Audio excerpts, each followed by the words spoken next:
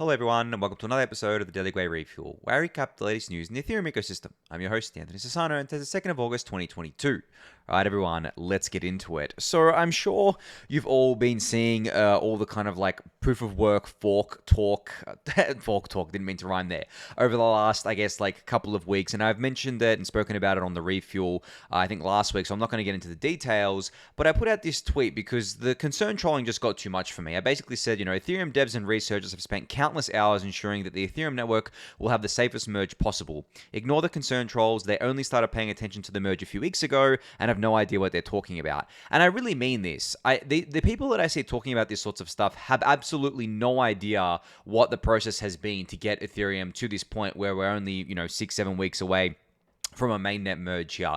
They have no idea the amount of testing that has gone into the merge. There's been so much testing, right? They have no idea how many smart people have been working on, how many eyeballs are on it. They have no idea how it's been developed in the safest way possible because we launched the Bitcoin chain first, let that bake for a while, and now we're kind of like merging the two networks. They have no idea that all of the kind of like, I guess, edge cases and as many kind of like bugs as possible, as many kind of like possible exploits as possible have been looked into.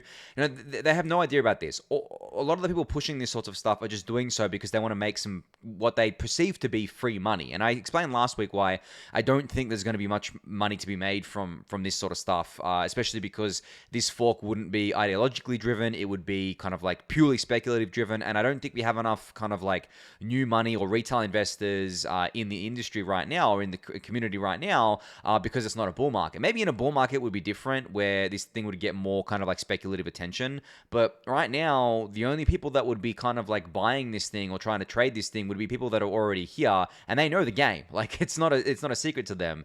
So I don't expect this to be, anything kind of, I guess, like lucrative for very many people. I do think that maybe there's that the MEV people can make some money out of this. But again, like as I warned last week, it's just definitely not something that I am interested in promoting. I'm interested in kind of like paying much attention to. I know I'm talking about on the Refuel, but that's because I ask questions about it all the time, so I feel like a duty to cover it. But it just seems like it's being pushed by people who actually have no idea what's going on. And there's some people even trying to push the kind of narrative that Tether, there was kind of like a more than 0% chance that Tether would essentially pick the ETH1 chain, or they're trying to call it ETH1, it doesn't even make sense, but would pick the proof of work chain over the proof of stake chain. That's just not going to happen. Like, yeah, okay, it's not a 0% chance. Like, there's always, nothing's ever a 0% chance, right? But these people were trying to say that it was like maybe a 5-10% chance that Tether would kind of like pick the proof of work chain over the proof of stake chain. And it was just such a bizarre narrative. Like, that's not going to happen. And then Paolo from Bitfinex and Tether basically confirmed that they're going to be supporting, quote-unquote ETH2, which is obviously the proof of stake chain. So I just kind of like really hate these narratives because I believe that they're actually very harmful to people, especially people who have absolutely no idea what's going on. I've seen people have like some of the weirdest takes about this fork or potential fork. Like, I don't even know if it's going to happen, right? But I've seen people have like the absolute weirdest take saying, this is going to be worth more than proof of stake Ethereum because proof of work has intrinsic value and all this sorts of stuff. And I'm just like, what are these takes? Like, where are these coming from? And it's either people just kind of like bullshitting, or it's people kind of like coping because they don't want Ethereum to go to proof of stake. Obviously there's a lot of people outside of the Ethereum community that don't want this to happen. But yeah, it's really like inaccurate. It's not good information. And it's definitely not something that I think is going to manifest in reality. There might be a fork. It may get some value because maybe some centralized exchange will list it. I believe Justin Sun said that Poloniex would list it, which I guess isn't surprising. But, if he did that, there might be some liquidity for it. And then I think what would happen is people would just trade all of their, forked coins for real ETH. And then maybe they go to fiat. I don't know. But I don't, and all the kind of like fork tokens, whatever they could get for them, they'd probably just trade for forked ETH and then real ETH, right? So, I think a lot of people don't understand that within DeFi, things break really, really badly. People are going to learn that lesson pretty quickly if this does happen. But yeah, I just wanted to kind of like put that energy out there that like the merge is not something that was just kind of like concocted a few months ago and we're kind of, going about it in a fast way. No, it's taken a very long time for it to come to this point. And as I said, there's been countless hours. Like I couldn't even quantify the amount of hours that has been put into this from the hundreds of developers and researchers working across both the execution and consensus layer at both the research and development kind of like verticals there. So yeah, just wanted to kind of, I guess, chime in there. But moving on to the, I guess, biggest news of the last 24 hours was another, I guess, like bridge was hacked here. So Nomad, which I've talked about, I think, on the Refuel a couple of times before. I believe they were working with Connext, but they were drained for over $150 million in one of the most chaotic hacks that Web3 has ever seen. And Samsung here has a good breakdown thread of kind of like what the root cause was, how it all happened, and the craziness around it. But for the TLDR, there was a bug in the smart contract on Ethereum that kind of like handles the bridged assets, and they were able to kind of be drained, and they were able actually to be drained, I think, by anyone. So it was basically like people posting memes saying it was like a department store that had no security, had no employees. It was just open in a free-for-all. Anyone could go steal funds from it. And I think some people took advantage of this, but I think really the hacker the first hacker got away with a lot of the funds. But yeah, I want to kind of like start off by saying this has nothing to do with bridges, guys. Like I know I've been really bearish on bridges in the past because of the fact that they're inherently insecure. The kind of cross-chain bridges, or I guess like the cross L1 kind of like bridges, they're very insecure. They're not great constructions. And also I've been very scared of them because they're honeypots at the end of the day. Like these things have hundreds of millions, if not billions of dollars put in them. And it's just a massive target for hackers. But what happened here was just a typical smart contract bug on Ethereum. We've seen these time and time again. It had nothing to do with kind of like the bridge itself. It wasn't inherent to the bridge itself. It was just inherent to the smart contract being, having a bug in it that was exploited. This could happen to literally any type of smart contract on Ethereum. It doesn't mean it just because it's a bridge. It could only a bridge contract or a contract that did bridge things could result in this. And this contract was mainly used for, I believe, kind of like the Moonbeam network and the EVMOS network.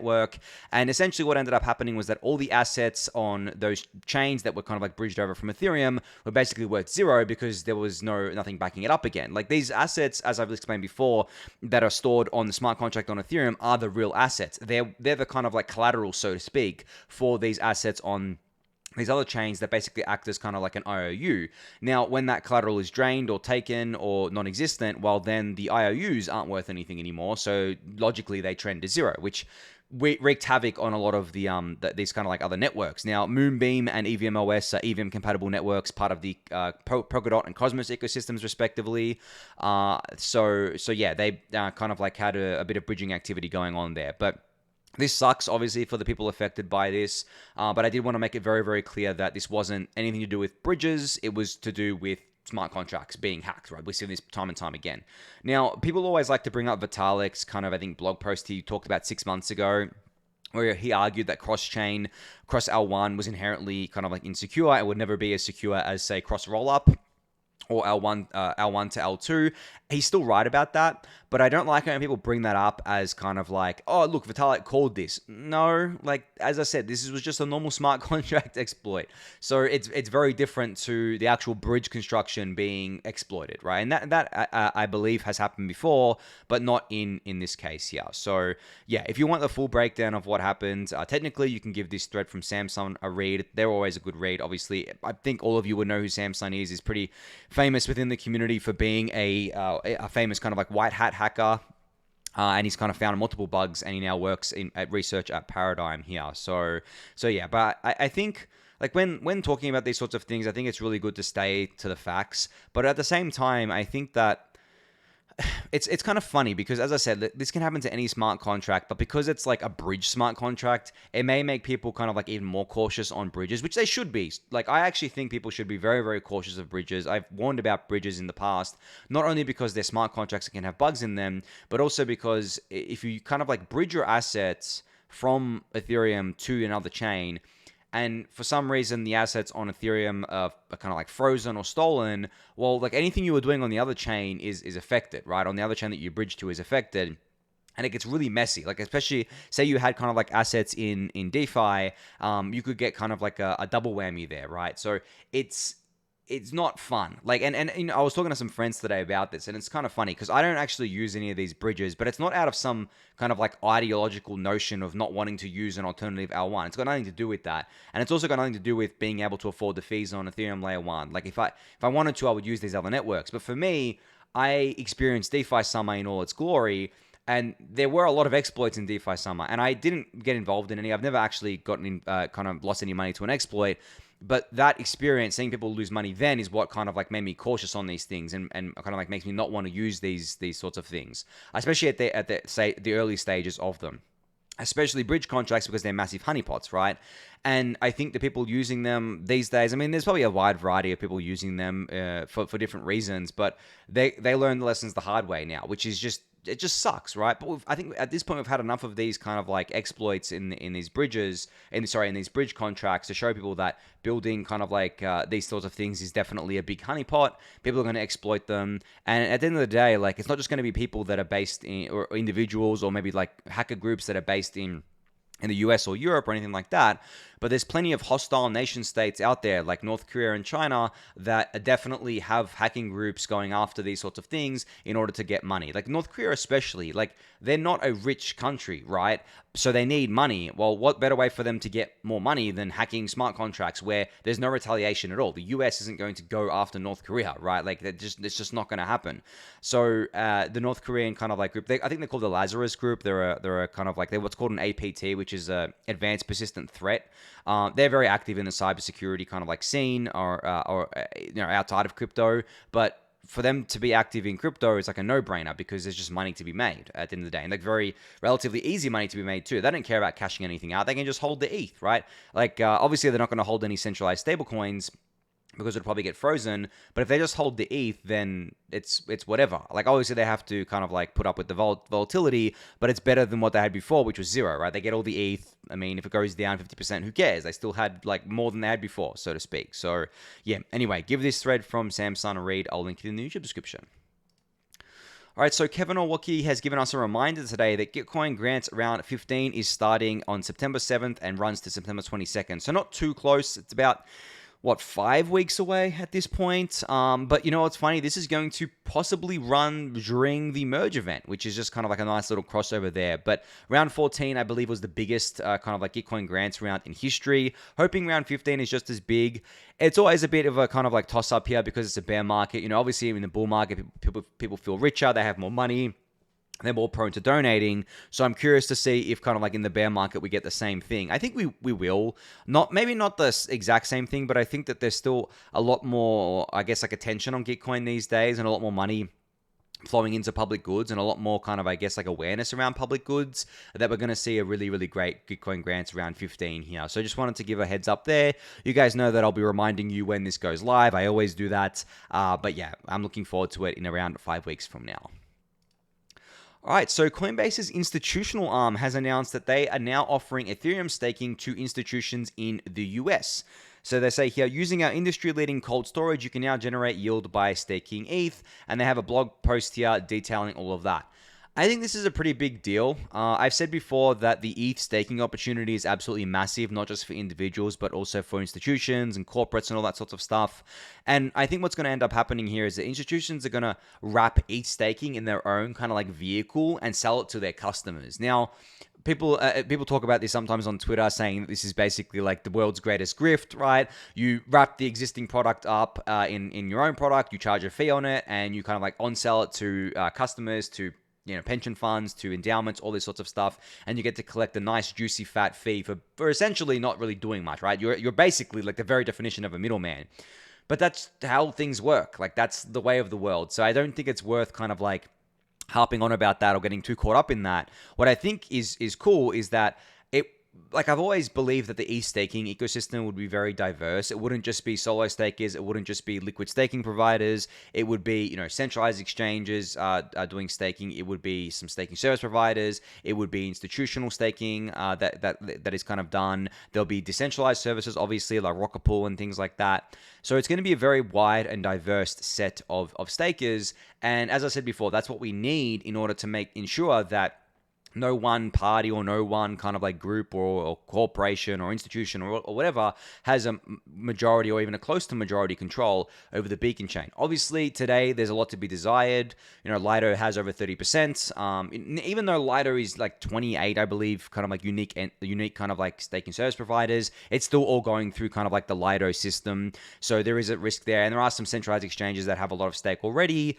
But as I've said, like once beacon chain withdrawals are enabled, we're going to see a bit of a reshuffling there, I think. And also, as more competition comes online, it just naturally distributes out the stake, which should make for a much healthier and decentralized kind of beacon chain. So very cool to see this from Coinbase today. Obviously, it's probably not going to apply to anyone maybe watching the refuel here. Maybe it will. I don't know. I obviously don't know everyone who watches the refuel, but I imagine a lot of you are just kind of like individuals that do your own staking or maybe stake through something like Rocket Pool. But this is still very, very cool. It means probably more ETH demand, more ETH locked up, and maybe it leads to an kind of appreciating ETH price because of that, right? And obviously, it leads to a more secure Ethereum network. The more ETH that is staked, the more expensive it is to attack the network. So it's all good, right? With kind of like staking here. So very cool to see this from Coinbase today.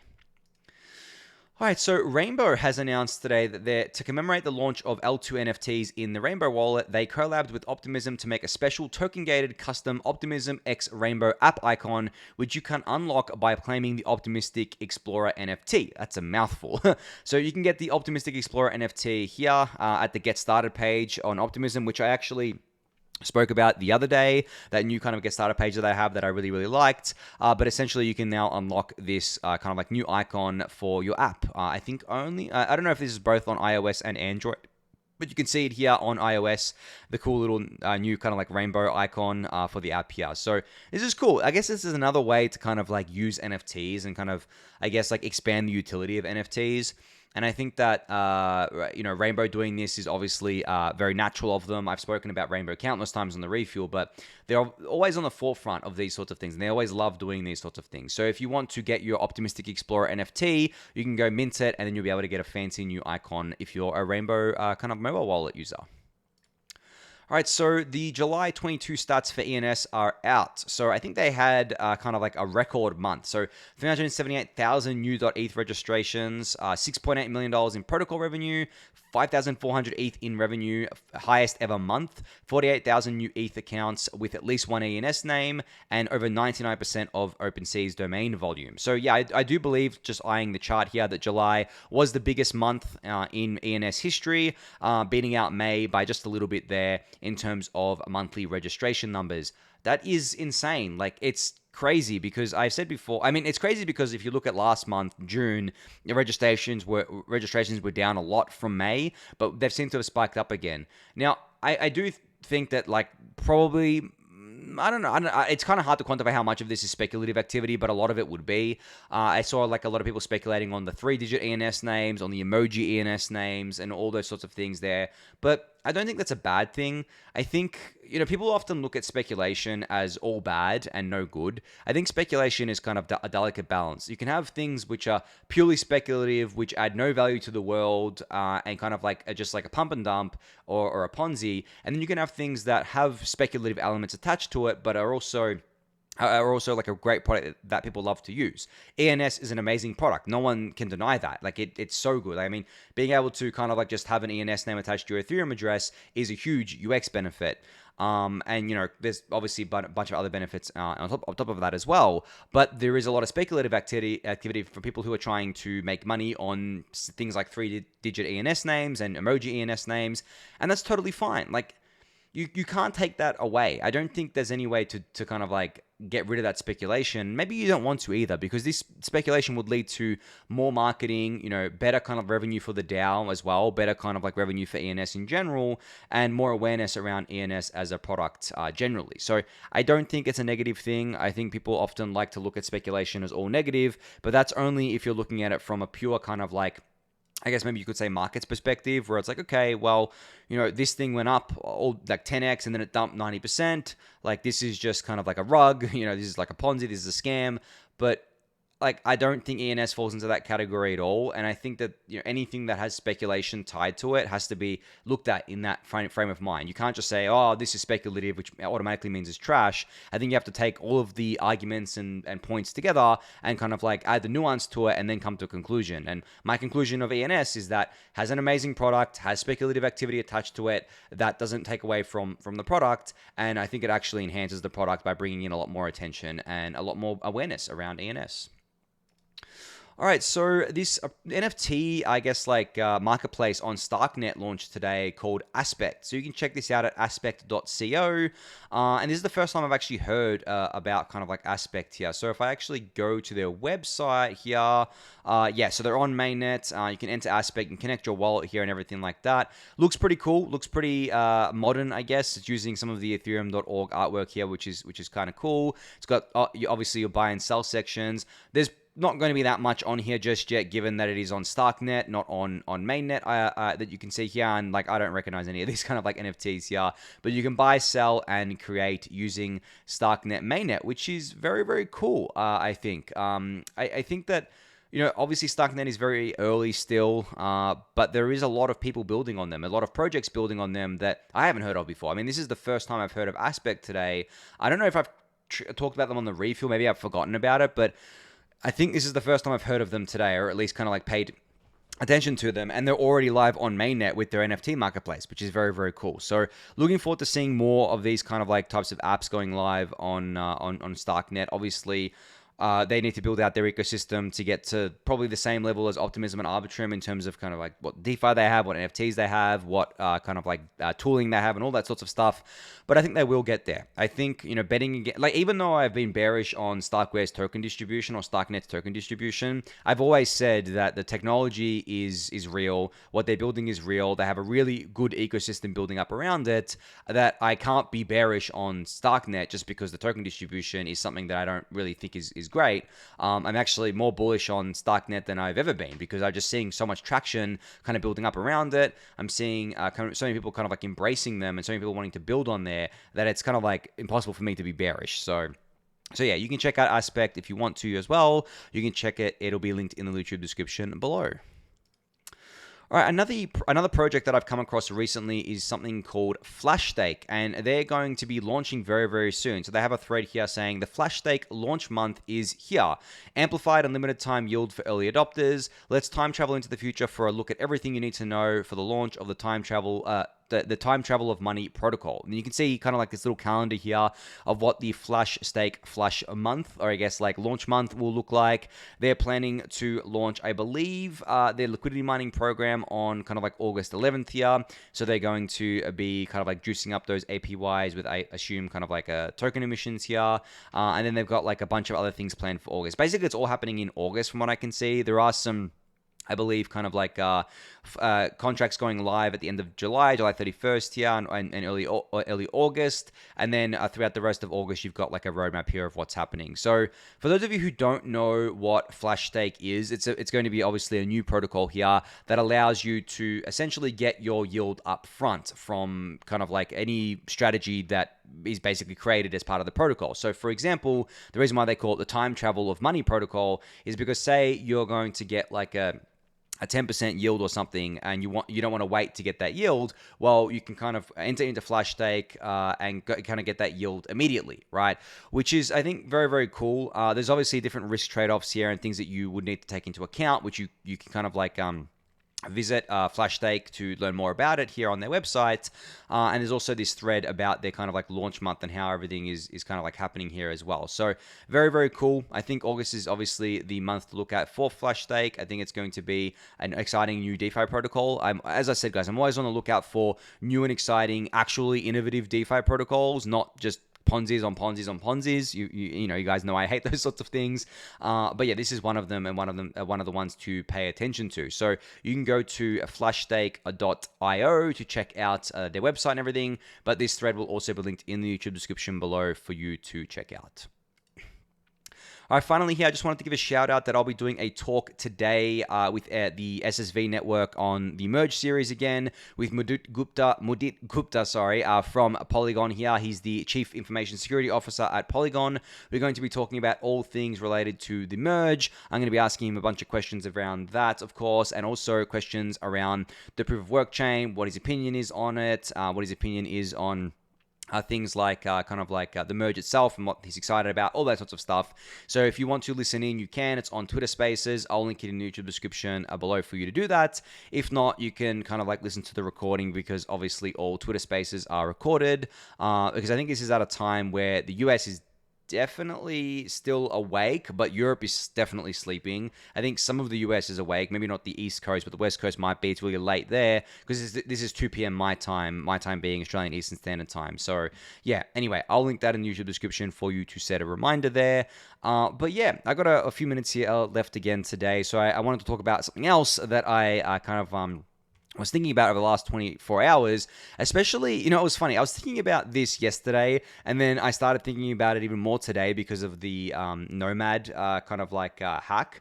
But essentially, I was thinking about smart contract security in general, because when you see these hacks, you think to yourself, are we ever going to get to a point where these smart contracts are going to be secure enough to actually run these things at scale, run DeFi at scale, run anything at scale, and get everyday people using them?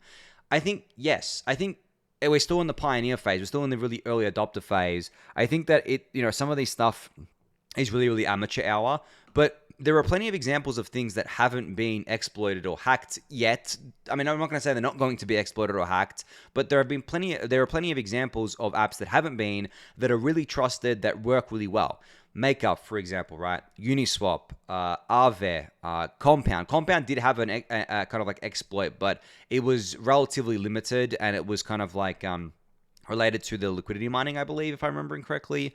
But generally, the reason why and Synthetics, I don't think has been exploited before. Maybe it has, but maybe really early on in its life. But when you think about things, you always think of the bad things first. Like, you think, oh my god, there's been so many hacks and things like that, and there has been. Don't get me wrong, but if you put it all together and look at what has actually been hacked and drained, most of the time, it's really early stage protocols that are just not taking security as seriously as they should be. Secondly, it's protocols that are just forks that are just trying to, change code because they want to make more money, whatever it is, like just a pure speculative thing. And third, sometimes they're just outright scams, right? And they get exploited because the creators of these things don't care about security. So you have to take it all together and look at smart contracts as a general thing. And you have to look at the trend over time as well. Yes, the hacks may be bigger today because the dollar value is bigger, and maybe the frequency is up, but that's because there's just so many more smart contracts out there today than there was even just a few years ago. So we should look at the percentage of things. So I haven't done this myself, but I'm curious if someone has done it, where they've looked at, how many smart contracts are deployed today and how many have been exploited. You'd have to probably look at economically relevant smart contracts. You can't just look at all of them, because, probably a lot of them are just trash. But looking at the economically relevant ones and then doing a percentage of those that have been hacked, and has that been trending down over time? I think it would be. Has the dollar amount been trending up over time? Certainly it has, but that just shows that the ecosystem is growing. That just shows that the value of money in these protocols is growing, and I don't think that's a really good measure of anything, because the smart contract could have $1 million in it or $100 million in it. The bug would still be the same, right? If you were if you had a bug to drain that amount of money in it. But obviously, as the value goes up, the more eyeballs go on that contract. There's a huge honeypot. It becomes more and more worth it for people to spend time finding a hole in that contract. That's why I've said, for a long time now, that bridges are the best honeypots out there for hackers, because they've just got so much money in there, and it's basically worth their time to look into it, to see if they can poke holes in it and see if they can get away with the capital. So yeah, just something generally that I've been thinking about. Maybe you get your brains turning about this as well. But I think on that note, I'm going to end it there for today. So thank you everyone for listening and watching. Be sure to subscribe to the channel if you haven't yet. Give the video a thumbs up, subscribe to the newsletter, join the Discord channel, and I'll catch you all tomorrow. Thanks everyone.